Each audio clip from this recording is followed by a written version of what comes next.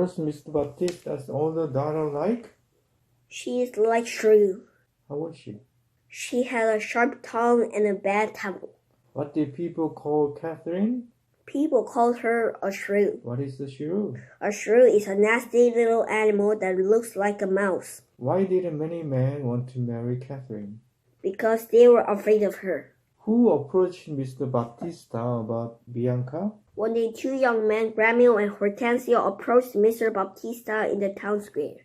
Why does Mr. Baptista say, cannot Bianca get married? Because that is the custom here in Italy. Why were the two men heartbroken? No, because no one will ever marry the shrew Catherine. Why did Petruchio say he came to town? He called, I have come to find a wife. She must be rich and beautiful. Do you have any ideas? What did Hortensio and Gremio say? They said, we know the perfect lady for you, but she's a bit high-spirited. What did Petruchio say to Mr. Baptista? He announced, I'd like to marry your older daughter. Was Catherine happy when she heard this? No, she's not happy. Right. What was the first thing Petruchio said to Kate? He said, good morning, Kate. That's your name, isn't it? What did Catherine reply?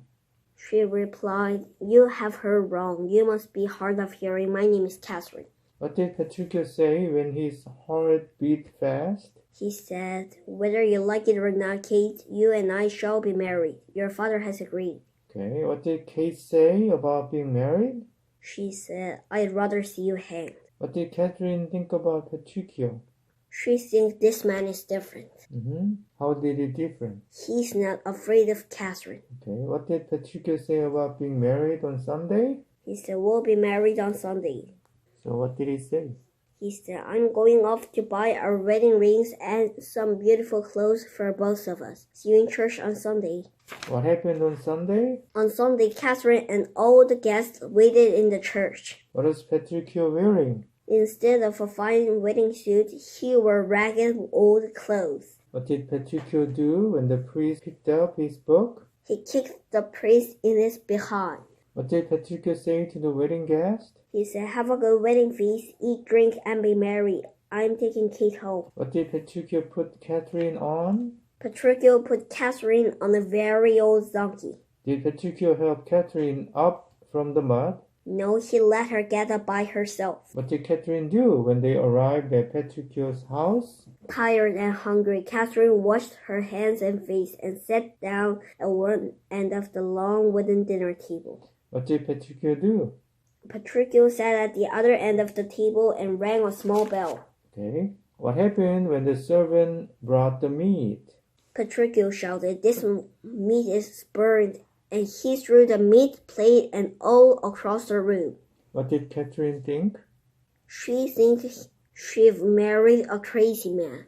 Why was Petruchio acting mean and awful? Why did he do that? He wanted to teach Catherine a lesson. How did Catherine decide to act from now on? She thinks, from now on, I'll try to be kind and friendly. When Catherine started to change, how did Petruchio change? He stopped being so awful. He became a kind husband, and Catherine became a loving wife. Now that Catherine was happily married, what did Mr. Baptista do? Now that Catherine was happily married, Mr. Baptista gave his permission for his younger daughter, Bianca, to get married. Did Bianca marry Hortensio or Gremio? No, she married neither Hortensio nor Gremio. She chose another young man instead. What did Petruchio ask Catherine at the end? He said, kiss me, Kate. The Taming of the Shrew. Long ago in Italy, there lived a rich man called Mr. Baptista. He had two daughters. The younger daughter, Bianca, was sweet and beautiful. The older daughter, Catherine, was also beautiful, but she had a sharp tongue and a bad temper. People called her a shrew. A shrew is a nasty little animal that looks like a mouse. It has sharp teeth and makes a shrill noise. Many young men wanted to marry Bianca, but nobody wanted to marry Catherine because they were afraid of her. One day, two young men, Gremio and Hortensio, approached Mr. Baptista in the town square. We would like to ask your permission to court Bianca, they said. We hope she will marry one of us. I am sorry, replied Mr. Baptista. Catherine must get married first. I cannot marry off my younger daughter until my older daughter is married. That is the custom here in Italy. And off he went. The two young men were heartbroken. No one will ever marry that shrewd Catherine. There is no hope for us, they sighed. Just then, an old friend of theirs, Petruchio, galloped into town on his white horse. I have come to find your wife, he called. She must be rich and beautiful. Do you have any ideas? Hortensio and Gremio looked at each other and winked. We know the perfect lady for you, they said. But she's a bit high-spirited. No problem, said Petruchio. I can handle her. The true young man told them where Catherine lived. The next day, Petruchio put on his best clothes and paid a visit to Catherine's father. Mr. Baptista, he announced, I'd like to marry your older daughter. Are you sure? Asked Mr. Baptista. Yes, I am sure, replied Petruchio. That's fine with me, but first you must see if she agrees. I wish you luck. Just then they heard a shriek from the next room. Who's that? Screamed Catherine. I leave you two alone, murmured Mr. Baptista as he left the room very quietly. Catherine burst in, and Petruchio smiled his most dazzling smile. Good morning, Kate. That's your name, isn't it? Catherine glared at him. You have heard wrong. You must be hard of hearing. My name is Catherine. Petruchio heart beat fast. Whether you like it or not, Kate, you and I shall be married. Your father has agreed. I'd rather see you hang, said Catherine, and she turned to go. Petruchio caught her by the arm. I'm so glad you have agreed to marry me, he said sweetly. Said Catherine. This man is different. He's not afraid of me. Her eyes sparkled. She enjoyed a good fight. Petruchio liked this spirited lady. She was a challenge. Catherine is like a wild horse, he thought, and I'll tame her. Kiss me, Kate, ordered Miss Petruchio. No, said Catherine. We'll be married on Sunday, said Petruchio. I'm going off to buy our wedding rings and some beautiful clothes for both of us. See you in church on Sunday. Catherine said nothing. On Sunday, Catherine and all the guests waited in the church. Catherine wore a beautiful wedding dress, and the wedding bells rang.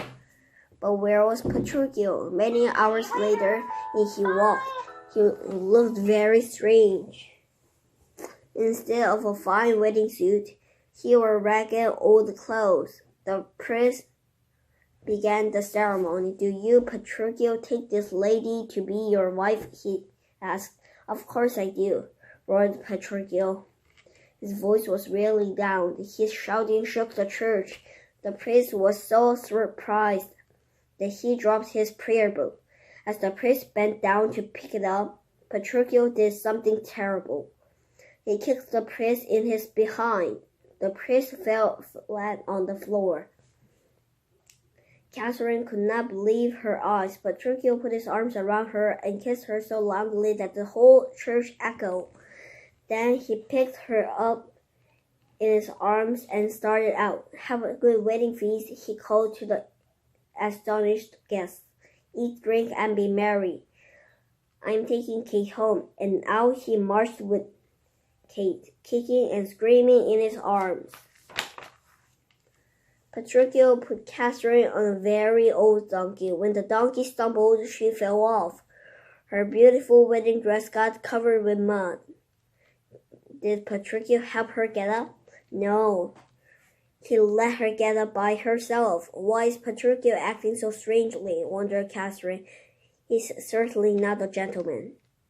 After many hours of riding, they arrived at Petruchio's house, tired and hungry. Catherine washed her hands and face and sat down at one end of the long wooden dinner table.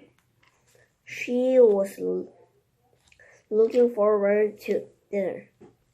Petruchio sat at the other end of the table and rang a small bell.